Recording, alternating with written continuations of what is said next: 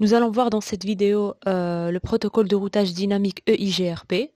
EIGRP est un protocole de routage intérieur, donc un IGP, et c'est aussi un protocole qui fait partie de la famille des protocoles à vecteur de distance. On verra aussi au niveau de cette vidéo que c'est un protocole qui est défini comme étant un protocole hybride, c'est-à-dire que il possède des caractéristiques aussi bien des protocoles à vecteur de distance que des protocoles à état de lien, donc comme OSPF. Nous allons voir une brève présentation. Donc, EIGRP est un protocole à vecteur de distance avancé qui a été créé en 1995. Donc, dans la littérature, il est toujours classé comme étant un protocole de routage à vecteur de distance. On verra par la suite qu'il possède des caractéristiques de protocole de routage à état de lien. C'est un protocole propriétaire, Cisco, c'est-à-dire qu'il a été développé par Cisco et il est utilisé au niveau des infrastructures Cisco. Et c'est un protocole qui ne peut pas être modifié par une entité différente de Cisco. Pour la métrique, donc on avait vu pour RIP c'était le nombre de sauts, pour OSPF c'était le coût, c'était la bande passante de référence sur la bande passante de l'interface. Là on voit qu'au niveau de IGRP, la métrique elle est composée de 5 paramètres, c'est-à-dire qu'on peut prendre en compte 5 paramètres qui concernent le réseau pour pouvoir définir la métrique et bien évidemment le meilleur chemin.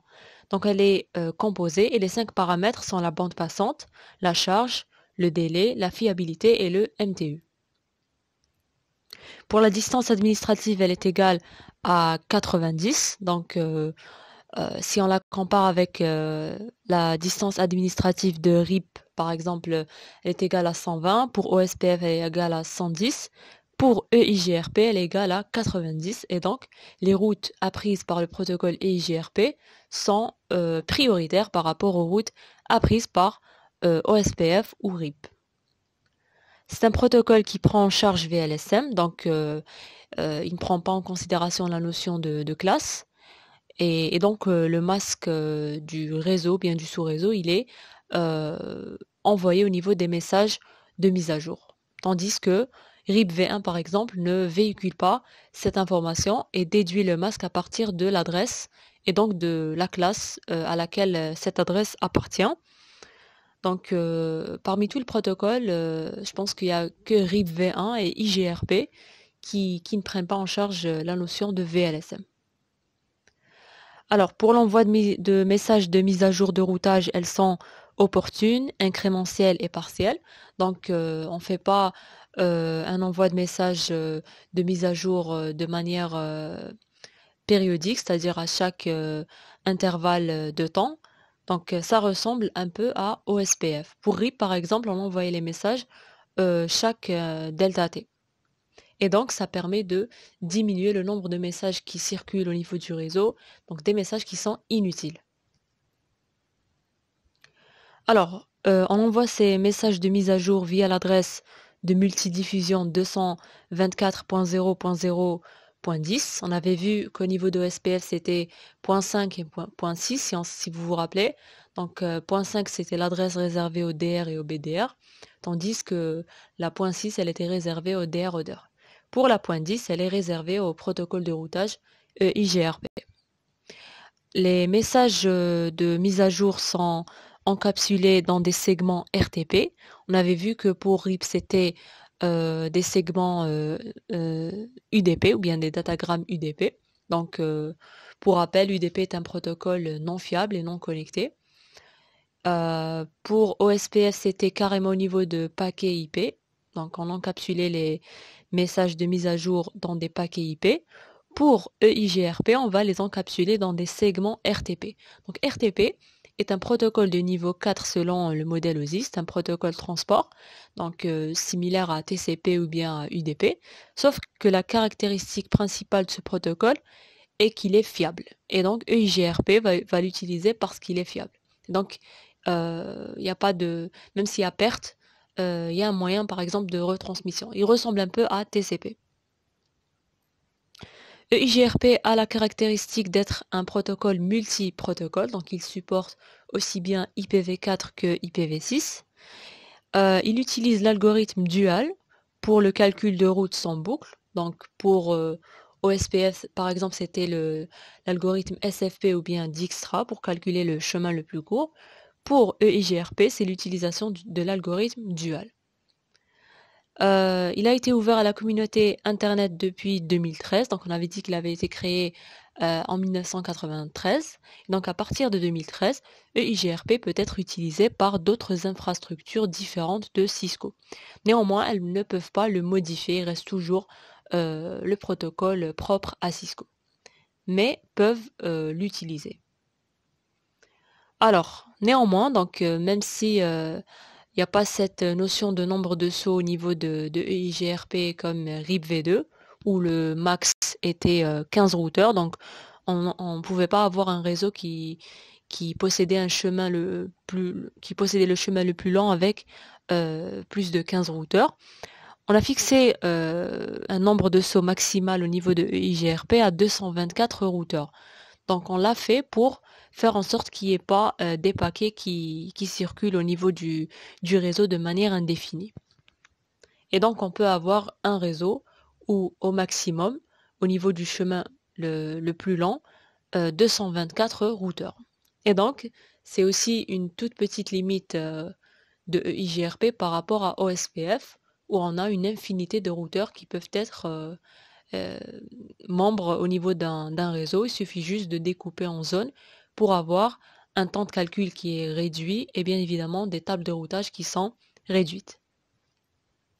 C'est aussi un protocole qui prend en charge l'authentification des messages de mise à jour, donc tout comme RIP-v2 et OSPF, donc soit via un mot de passe ou bien un texte brut ou bien via la fonction de hachage MD5. Donc on avait vu que RIP-v2 supportait l'authentification, OSPF également. Il y avait RIP-v1 qui ne supportait pas cette authentification. Et pour l'authentification, c'est une façon de faire pour faire en sorte qu'un routeur, lorsqu'il reçoit un message de mise à jour, puisse authentifier ce message s'il est sûr ou pas. Et donc, si on veut configurer cette authentification, bien évidemment, il faut la configurer de la même manière de part et d'autre au niveau des deux routeurs voisins. On verra par la suite les commandes qui permettent de configurer l'authentification sous EIGRP. On revient maintenant un petit peu à la métrique. Donc on avait dit qu'elle était composée. Donc on prenait en compte 5 paramètres pour pouvoir la calculer, mais on n'avait pas donné la formule qui permet de calculer cette métrique. Elle est assez complexe à vue d'œil, donc c'est 256 fois K1 fois la bande passante plus K2 fois la bande passante sur 256 moins la charge, plus K3 fois le délai, le tout fois K5 sur la fiabilité plus K4. Donc pour BP, c'est la bande passante. Donc c'est exprimé en 10 à la puissance 7 sur la bande passante minimale. Donc la métrique, c'est un calcul qui se fait pour un chemin en entier, donc pour aller d'une source à une destination. Bien évidemment, on va passer par plusieurs routeurs, par plusieurs tronçons. Pour calculer la bande passante pour ce chemin-là, on va faire 10 à la puissance 7 sur la plus petite bande passante, d'un tronçon au niveau du chemin au complet. Pour la charge, c'est un chiffre qui est compris entre 0 et 255. Pour le délai, ça sera la somme des délais en dizaines de microsecondes. Donc on va calculer tous les délais au niveau de tous les tronçons en dizaines de microsecondes. Pour la fiabilité également, c'est un chiffre qui est compris entre 0 et 255. Maintenant, on va parler des 5 cas de IGRP. Donc K1, K2, K3, K4 et K5. Ce sont ce qu'on appelle des poids. Et leur valeur peut avoir soit 1, soit 0. Donc ils peuvent être égaux soit à 1, soit à 0. Si les K sont égaux à 1, donc si K1 par exemple il est égal à 1, donc cela veut dire que la bande passante elle est prise en compte au niveau du calcul. Si K1 est égal à 0, la bande passante n'est plus prise en compte. Ça s'applique aussi pour les autres paramètres. Ce qui veut dire qu'au niveau de EIGRP, on peut personnaliser le calcul de la métrique, c'est-à-dire qu'on peut ne pas prendre en considération tous les 5 paramètres. On peut les prendre comme on peut prendre certains d'entre eux. Et pour faire en sorte qu'on puisse prendre certains d'entre eux, on va jouer sur les poids. Donc on va les mettre à 1 ou bien à 0. Et bien évidemment, il y a une commande qui va permettre de donner des valeurs à ces poids. Donc le K1, ça sera un poids pour la bande passante, le K2 pour la charge, le K3 pour le délai, le K4 pour la fiabilité et le K5 pour le MTU. Et donc si je veux par exemple calculer ma métrique en prenant en considération la bande passante et la charge, je vais mettre K1 égale à 1, K2 égale à 1 et K3, K4 et K5, ça sera égal à 0. Par défaut, au niveau de EIGRP, donc quand on prend un équipement et on configure et on active EIGRP au niveau du routeur, il y aura uniquement la bande passante et le délai qui seront pris en considération lors du calcul de la métrique. Donc par défaut, il y a uniquement la bande passante et le délai. Et puis le calcul avec uniquement la bande passante et le délai donne de meilleurs résultats que si on calcule la métrique avec les 5 paramètres combinés. Et donc la nouvelle formule, elle sera allégée. Donc on aura 256 fois 10 puissance 7 sur la bande passante minimale. Donc ici on suppose que le K1 il est égal à 1 parce que la bande passante elle est prise en considération, plus la somme des délais sur 10. On avait dit des dizaines de microsecondes. Bien sûr, les délais, on les donne en microsecondes. Et donc le K3 ici, il est égal à 1. Le K2, le K4 et le K5, ils sont égaux à 0. Et donc c'est la formule par défaut qu'on utilise pour pouvoir calculer la métrique d'un chemin au niveau du protocole EIGRP. Voilà. On dit aussi que ces 5 poids doivent être de même valeur sur tous les routeurs d'un même système autonome EIGRP. Donc ça c'est logique parce que si un routeur travaille avec quelques paramètres, tous les autres routeurs doivent travailler avec ces mêmes paramètres pour qu'il y ait une cohérence au niveau du réseau. Pour EIGRP, il n'y a pas la notion de zone et donc on va travailler au niveau d'un système autonome complet. Et donc tous les routeurs du même système autonome EIGRP doivent travailler avec les mêmes valeurs de K. Cisco déconseille de modifier ces valeurs. Donc Cisco privilégie l'utilisation de la bande passante et du délai uniquement lors du calcul de la métrique. Néanmoins, on peut les changer pour faire par exemple des tests pour voir quels paramètres donnent de meilleurs résultats par rapport à d'autres. On va citer ici quelques avantages de IGRP. Donc c'est un protocole où le calcul de la métrique est meilleur par rapport aux autres parce qu'il se base sur plusieurs paramètres. Donc on a une métrique fine et composée qu'on peut aussi personnaliser. Donc ça c'est l'avantage de IGRP par exemple par rapport à OSPF où il y a uniquement le paramètre bande passante qui est pris en considération.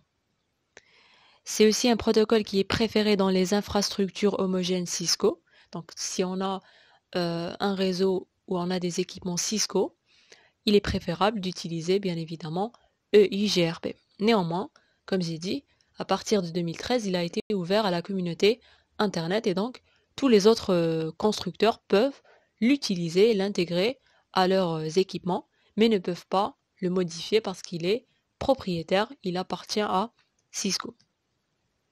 C'est un protocole IGP ou bien intérieur hautement fonctionnel. C'est un protocole aussi qui est performant et évolutif. C'est aussi un protocole qui converge très rapidement, on le verra par la suite. Il est plus rapide en convergence par rapport à OSPF.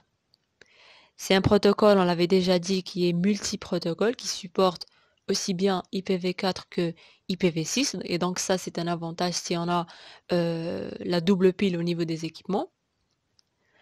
C'est un protocole à vecteur de distance, mais qui utilise certaines fonctions d'un protocole à état de lien. Et donc un protocole hybride. Donc par définition, si on présente les protocoles de routage dynamique, on trouvera EIGRP présent au niveau de la famille des protocoles à vecteur de distance. Mais on verra par la suite qu'il a des caractéristiques de protocole de routage dynamique à état de lien comme OSPF. C'est pour ça que dans certains ouvrages, on dit que c'est un protocole hybride, un mix des deux.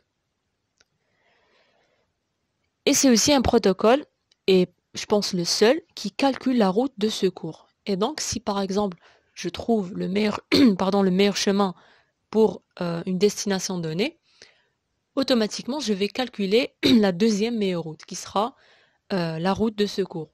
Et donc ça va permettre d'avoir une convergence rapide et une efficacité lors d'une panne. C'est-à-dire que si un chemin, un équipement au niveau du chemin que j'ai choisi tombe en panne, j'utilise directement la route de secours et sans faire intervenir l'exécution de l'algorithme dual.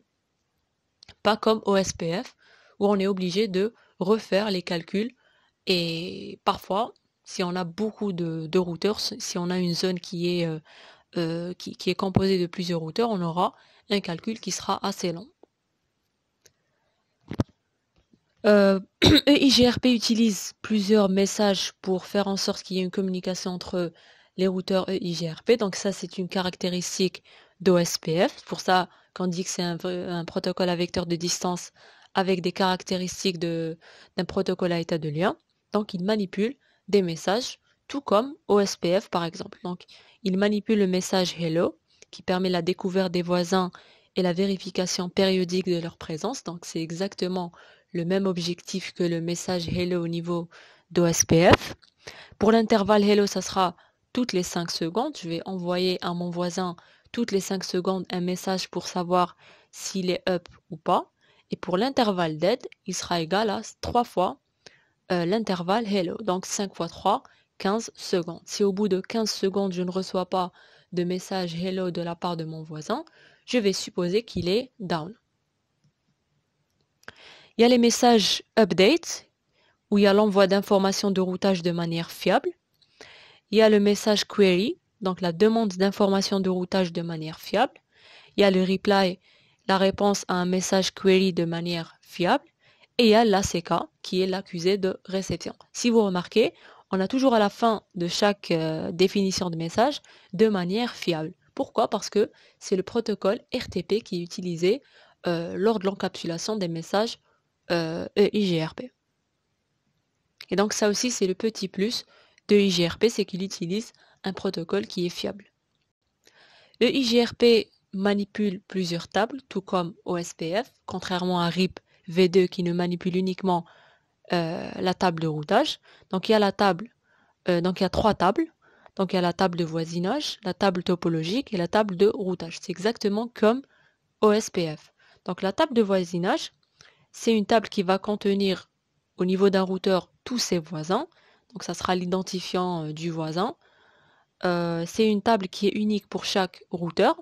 Au niveau de OSPF, on avait l'identifiant de chaque routeur et le type. Donc si c'était un routeur désigné, un DR, un BDR ou bien un DR-Oder. Au niveau de IGRP, nous n'avons pas ce processus d'élection de DR, BDR, etc. Et donc même si on a un réseau à accès multiple, on aura plusieurs adjacences. Et donc il n'y a pas ce processus de limitation d'adjacence comparant à OSPF. Donc là, OSPF, il est meilleur si on veut. On a la table topologique qui va contenir tous les réseaux appris par les voisins. Donc c'est à peu près la même chose qu'OSPF. Donc c'était la base de données topologique.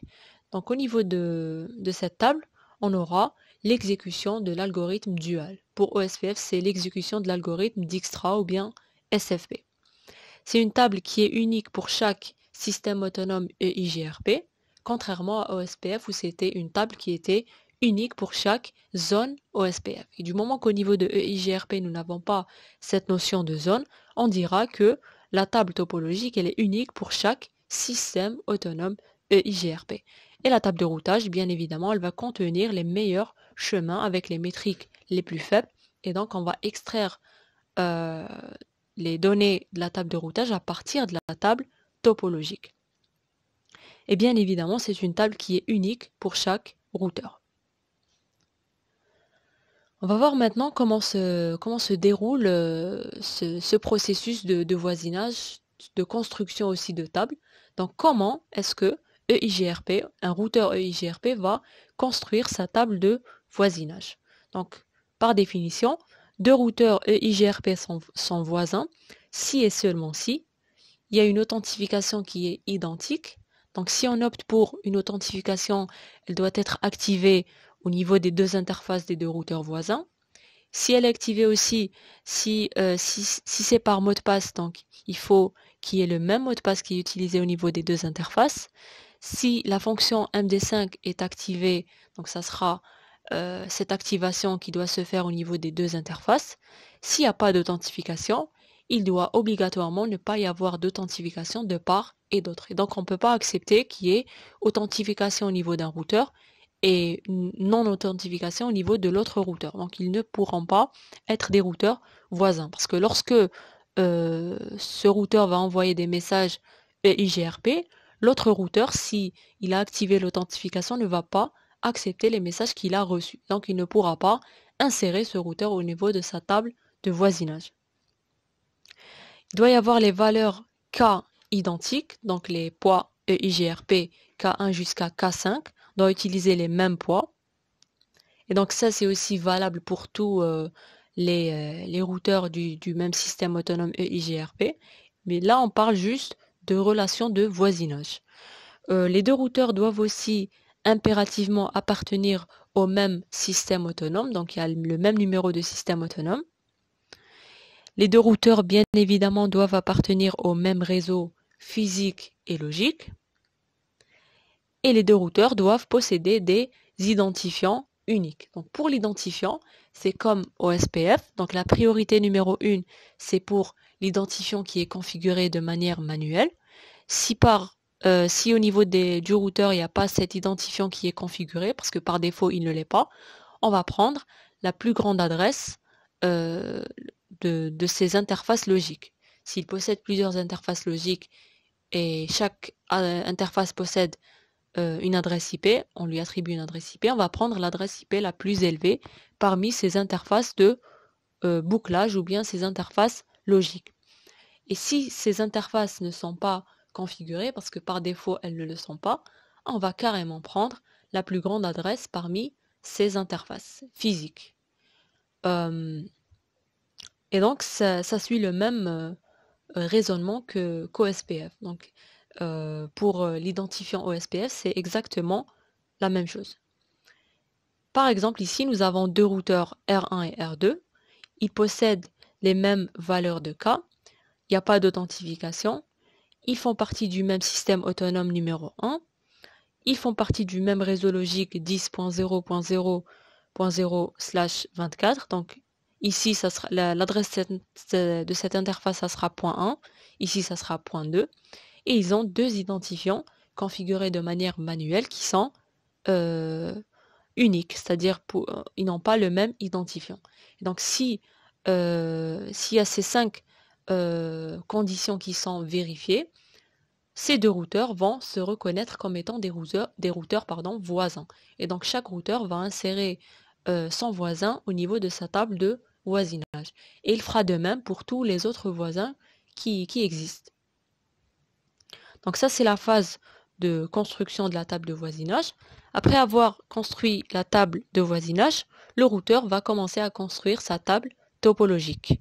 Donc chaque routeur va envoyer à ses voisins qu'il connaît désormais les réseaux qu'il sait joindre et les distances entre lui et ses réseaux. Pour R1 par exemple, qui a comme voisin le routeur R2, R2 connaît les réseaux 192.168.1.0/24 et 172.16.0.0/16 et on a ici les différentes métriques EIGRP.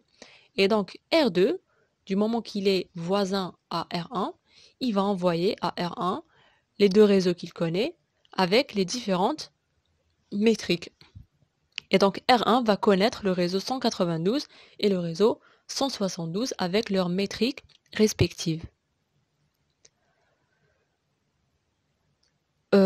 Pour cela, il y a deux termes qu'il faut retenir. Il y a le RD et il y a le FD.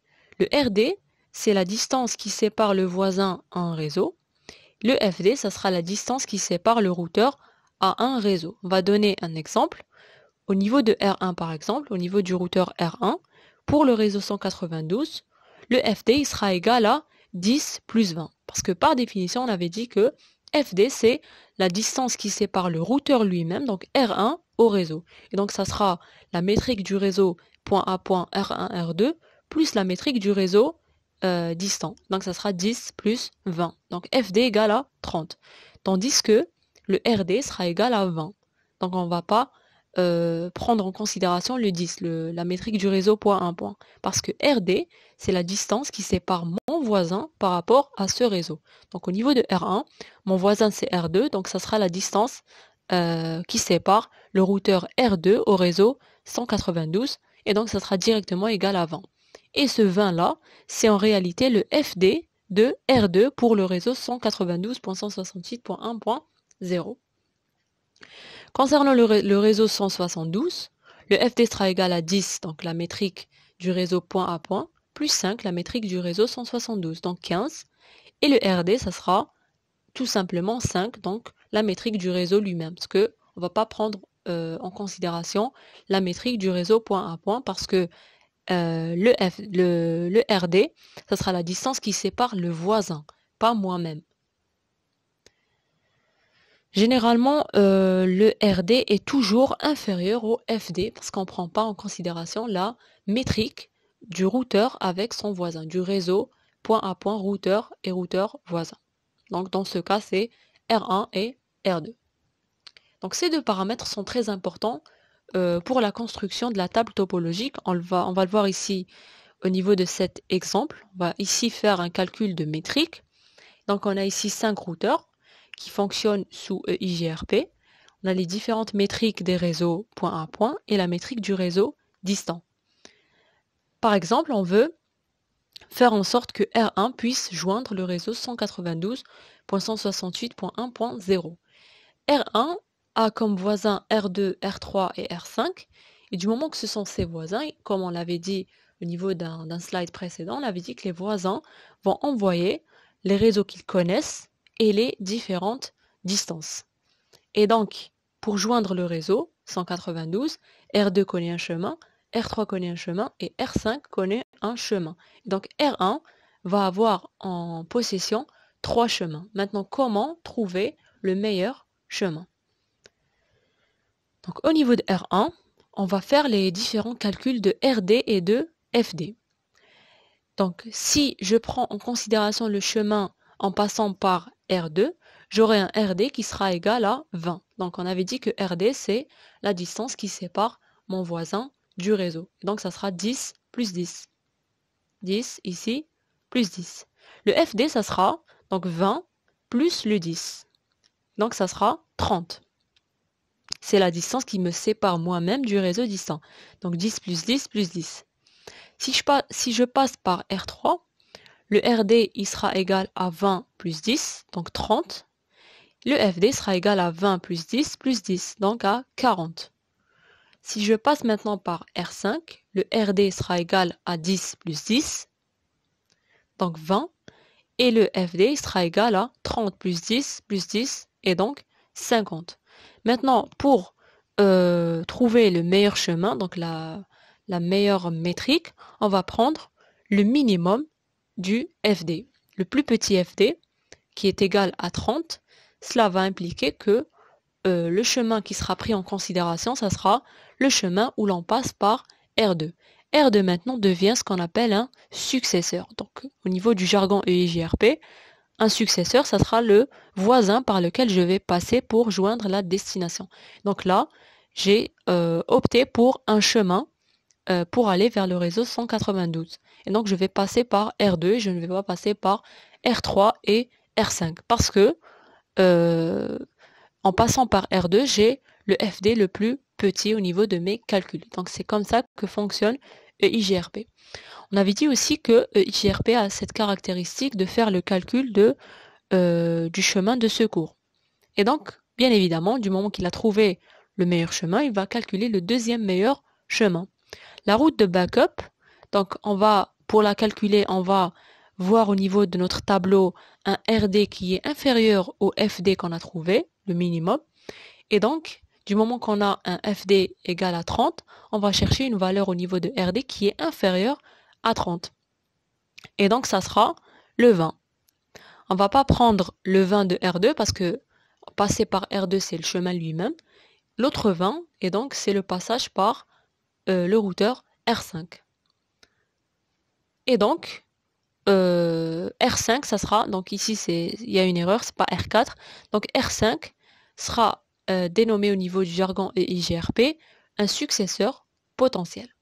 Si on regarde bien le tableau, on va se dire que il aurait été meilleur de passer par R3 parce qu'il y a un FD qui est plus petit que celui de R5 qui est 50. Néanmoins, c'est l'algorithme EIGRP, c'est la philosophie de EIGRP. Donc, pour la route de secours, il va choisir un routeur avec un routeur comme potentiel successeur avec un RD inférieur au FD minimal. Et s'il ne trouve pas, donc s'il n'y a pas un minimum, si par exemple au niveau de R5 on avait 40 au niveau du RD, on va pas calculer la route de backup. Il va ignorer. Et donc voilà pour le protocole EIGRP, comment il fonctionne. Il est assez, simple par rapport à OSPF. Et aussi, c'est un protocole qui converge très rapidement. Et c'est aussi un protocole qui permet de, de prendre les avantages des deux familles de protocoles internes, vecteur de distance et état de lien. Néanmoins, ça reste toujours un protocole à vecteur de distance. Pourquoi? Parce que le routeur ne connaît que ses voisins. Il ne connaît pas tous les autres routeurs, contrairement à OSPF qui a une vue globale du réseau. On peut donc dire que c'est un protocole à vecteur de distance avancé. Donc, il n'y a rien à voir avec RIP-V2, qui est très simple et très basique, qui se base sur le nombre de sauts. Là, on a un protocole qui se base sur une métrique fine et composée, qui prend en considération plusieurs paramètres très importants en termes de qualité de service pour le calcul de la métrique pour une route. Il manipule des tables, il manipule des messages et donc il a tout d'un protocole avancé. Donc on ne peut pas juste le restreindre à un protocole à vecteur de distance. C'est pour ça que j'ai dit que dans certains ouvrages, donc certains points de vue vont dire que c'est un routeur, c'est un protocole de routage hybride. On termine avec le plus important en TP, c'est la configuration du protocole EIGRP. On va donner les commandes de base. Donc en mode de configuration du terminal, on tape la commande routeur EIGRP X, ça va permettre d'activer le protocole EIGRP. Pour le X, maintenant, ça sera le numéro du système autonome. Contrairement à OSPF, où on avait routeur OSPF X, le X, c'était le numéro du processus local OSPF au niveau du routeur. Donc du moment qu'ici, X représente le numéro du système autonome, il faut impérativement que tous les routeurs tapent la même commande. On doit avoir routeur EIGRP X et X doit être identique au niveau de tous les routeurs du même système autonome. Dès qu'on tape cette commande, on va entrer en mode de configuration du routage et on va ici annoncer les réseaux qui nous sont directement connectés via la commande network suivie de l'adresse IP du réseau connecté. Il y a une deuxième commande où on ne se contente pas de l'adresse IP, mais on ajoute le masque générique. Donc, si on opte pour la première commande, pour le masque, il sera déduit à partir de la notion de classe. Si par contre on tape la deuxième commande, donc en insérant le masque générique, cela veut dire qu'au niveau de EIGRP, on va forcer ces masques à être envoyés au niveau des messages de routage. Et donc, on a le choix. Si on utilise un réseau par classe, comme avant, on va juste taper network et l'adresse IP du réseau et on va déduire la classe, le masque à partir de la classe. On a le /8 pour la classe A, le /16 pour la classe B et le /24 pour la classe C. Si maintenant on veut spécifier un masque, par exemple de sous-réseau, donc on va taper la deuxième commande. On va spécifier le masque Mais ici, on va donner un masque générique. Donc, c'est comme au niveau de OSPF. Un masque générique ou bien un wildcard, c'est un masque où on remplace les 0 par des 1 et les 1 par des 0 au niveau d'un masque basique, donc celui qu'on connaît. Parce que par défaut, le masque, c'est une suite de 1 suivie d'une suite de 0, sachant que la suite de 1, c'est le nombre de bits de la partie réseau. Pour le masque générique, on va juste inverser. On va mettre des 0 au niveau des 1 et des 1 au niveau des 0. Donc ça, c'était un rappel. Donc, passive interface, nom de l'interface, numéro de l'interface, c'est une commande qui permet de configurer une interface comme étant une interface passive. Une interface passive, ça sera une interface qui ne va pas émettre de message de mise à jour de routage EIGRP. Donc, c'est la même chose qu'au niveau de RIP et de OSPF. On avait déjà vu cette même commande. Et donc, on va la taper au niveau des interfaces qui sont raccordées à des réseaux locaux. Et donc, au niveau d'un réseau local où il y a uniquement des équipements switch, commutateurs et terminaux, pas la peine d'émettre des messages de routage parce que les terminaux ne vont pas les traiter et c'est aussi un petit souci de confidentialité. Il y a la commande Passive Interface Default. Donc en tapant cette commande, on va mettre toutes les interfaces du routeur, qu'elles soient allumées ou pas, en mode passif. Et pour débloquer une interface, il suffira de taper la commande No Passive Interface suivi du nom et du numéro de l'interface qui est reliée à un voisin EIGRP. Et donc, on utilise cette commande si on avait beaucoup d'interfaces qui étaient passives. Et donc, l'idée, c'est de les mettre toutes en mode passif pour ne pas oublier certaines. Donc, c'est aussi une commande qui est plus sécurisée par rapport à la première. Ici, on ne risque pas d'oublier une interface en mode passif. Ici, on a la commande EIGRP Router ID. Ça permet de configurer l'identifiant manuel, donc celui qui est pris en compte lors du choix de l'identifiant. Donc c'est la priorité numéro 1. Priorité numéro 2, c'est l'adresse la plus élevée des interfaces logiques. Et la priorité numéro 3, c'est la plus grande adresse au niveau des interfaces physiques. Et donc, juste pour remarque, donc si on tape routeur et IGRPX suivi de network pour tous les réseaux qui sont directement connectés, cela suffit pour faire en sorte que IGRP fonctionne, qui est une connectivité totale. Ici, on est en train d'énoncer des commandes qui permettent de mieux configurer le routage. Néanmoins, si on tape juste routeur IGRP et les différents networks, on aura un routage qui va fonctionner. Redistribute Static Connected RIP ou SPF, ça c'est pour redistribuer des routes apprises par d'autres protocoles de routage ou bien des routes connectées ou bien des routes statiques. Parce que par défaut, on redistribue uniquement les routes apprises par le protocole lui-même, EIGRP. Donc ça c'est aussi la même chose pour RIP et OSPF. Donc pour RIP, il y a uniquement la redistribution par défaut des routes apprises par RIP. Même chose pour OSPF. Maintenant, si on veut forcer notre routeur à redistribuer d'autres routes apprises par d'autres protocoles ou bien des routes statiques ou bien par défaut, il suffit juste de taper cette commande. Donc redistribute statique uniquement, c'est pour redistribuer les routes statiques. Ensuite, pour les routes RIP, redistribute RIP, etc. Neighbor adresse IP suivi d'adresse IP, ça va permettre de remplir la table de voisinage. Donc on va configurer au niveau d'un routeur un voisin de manière manuelle. Donc ça ne sera pas dynamique via la découverte, etc. Donc il est préférable de ne pas opter pour cette commande et laisser le protocole lui-même déduire les différents voisins parce que au niveau du protocole, il va faire en sorte qu'il y ait la satisfaction de toutes les conditions pour faire en sorte qu'un routeur soit voisin à un autre. Donc la même authentification, l'appartenance au même réseau logique et physique, l'appartenance au même système autonome, le choix des poids, donc identiques, et un identifiant identique. Si on tape neighbor adresse IP, on va forcer le routeur à insérer un voisin au niveau de sa table de voisinage. On peut le faire pour certains cas peut-être ou pour des tests. Néanmoins, il y a une commande qui permet de le faire. distance DA, donc ça c'est pour modifier la distance administrative qui est par défaut égale à 90. Donc on peut la rendre égale par exemple à 200 pour faire en sorte que les routes OSPF et RIP soient maintenant prioritaires par rapport aux routes EIGRP, par exemple.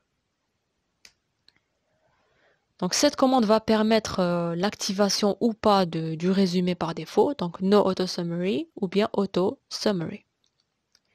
Et là, c'est la commande qui va permettre de personnaliser les poids.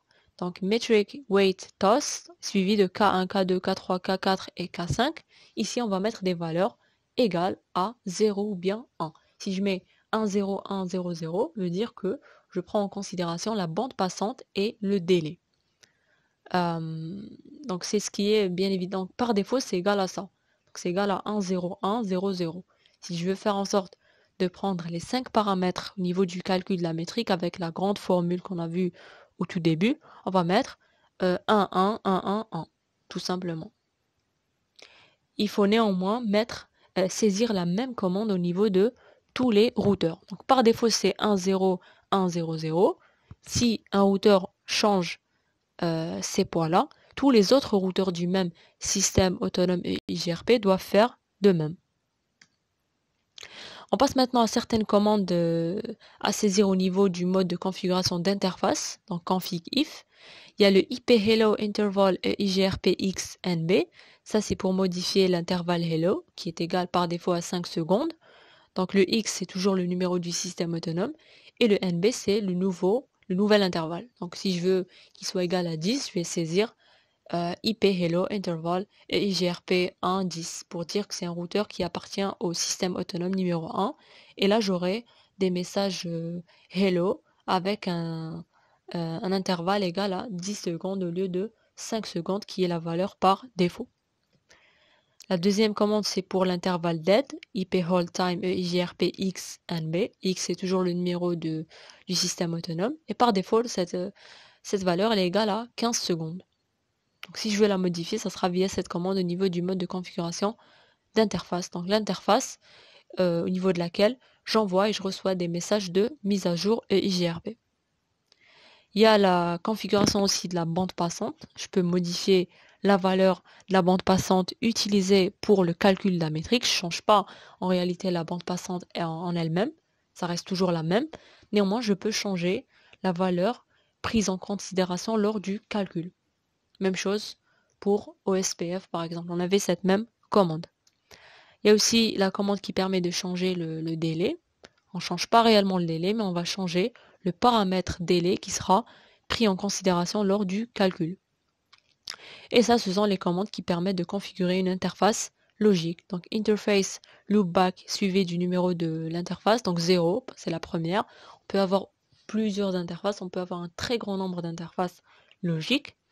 Il suffit de saisir des différents numéros, donc de 0 jusqu'à un très grand chiffre, je ne me rappelle pas lequel.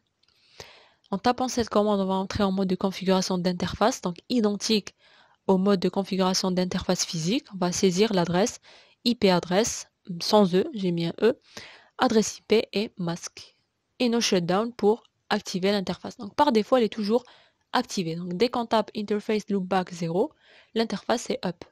C'est pour ça qu'elle est prioritaire par rapport à une interface physique, parce que c'est une interface qui a la caractéristique de ne jamais tomber en panne. Exit, et on rebascule vers le mode de configuration du terminal. Voilà. On a ici quelques commandes de vérification. Donc show IP route pour afficher la table de routage. Show IP route adresse IP pour voir c'est la ligne correspondant à un réseau de destination donnée.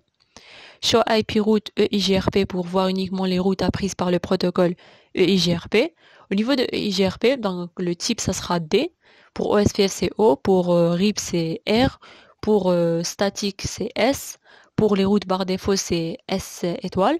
Et pour EIGRP c'est le symbole D. Dès qu'on a au niveau de la table de routage le type la lettre D, on saura que c'est une route qui a été apprise par le protocole EIGRP. Show IP EIGRP Neighbors, c'est pour afficher la table de voisinage au niveau d'un routeur EIGRP. Show IP EIGRP Topology, c'est pour voir la table topologique. Show IP EIGRP Traffic, c'est pour voir les statistiques concernant le protocole EIGRP, donc le nombre de messages envoyés, le nombre de messages reçus, etc. Donc on a des informations concernant le déroulement du protocole. Show IP EIGRP Interfaces, pour voir les caractéristiques du protocole EIGRP au niveau des interfaces. Show IP Interfaces Brief, donc c'est la même chose pour OSPF et RIP, c'est pour voir certains détails concernant les interfaces. Et si EIGRP est activé, on verra ses caractéristiques. Show IP Protocol, c'est pour voir tous les protocoles qui sont actifs au niveau d'un routeur. Donc bien évidemment, il y aura EIGRP s'il a été activé. Debug EIGRP FSM, debug EIGRP Packets, debug EIGRP Summary. Donc le debug, ça sera l'affichage des messages EIGRP au niveau du terminal de configuration avec des messages qui commencent par le symbole pourcentage. Donc en tapant les commandes, on va recevoir ces messages au niveau du terminal et donc on pourra lire le contenu de ces messages. Donc c'est utile pour pouvoir débugger, pour pouvoir comprendre ce qui se passe au niveau du réseau. Et pour arrêter ce débogage, parce que parfois ça commence à déranger si on commence à avoir beaucoup d'affichages qui se font. Donc par exemple, dès qu'il y a une adjacence qui se crée, on aura un message qui va nous informer qu'on a un nouveau voisin, etc. Dès qu'un routeur demande une information de routage, on va avoir au niveau de notre routeur qui reçoit ce message un affichage qui va dire que le routeur voisin avec l'identifiant X nous a envoyé un message, etc. Donc il y aura beaucoup de messages qui vont s'afficher comme ceci. Et donc on peut aussi arrêter ce débogage via la commande undebug, tout simplement. On passe maintenant aux commandes qui permettent de configurer l'authentification. Pour une authentification via mot de passe ou bien texte brut, on va entrer en mode de configuration du terminal du routeur et taper la commande keychain clé. Clé, ça sera le nom qu'on donne à notre trousseau de clés. Au niveau dès qu'on tape cette commande, on va entrer en mode de configuration de chaîne de clés, config keychain, et là on va choisir une certaine clé parmi le trousseau, key et un numéro. Et on va donner un mot de passe à cette clé, donc keystring est le mot de passe en question.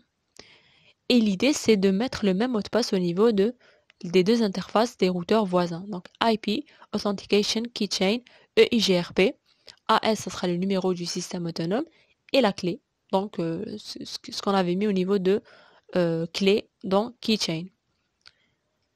Maintenant, si on veut qu'il y ait une authentification via la fonction de hachage MD5, donc il suffit juste de l'activer directement au niveau des deux interfaces des deux routeurs voisins. Parce que s'il n'y a pas une authentification qui est identique, les deux routeurs ne pourront pas se reconnaître comme étant des voisins. Donc, IP Authentication Mode EIGRP, numéro du système autonome qui est commun, et MD5 pour dire que c'est la fonction de hachage MD5 qui sera utilisée pour l'authentification EIGRP.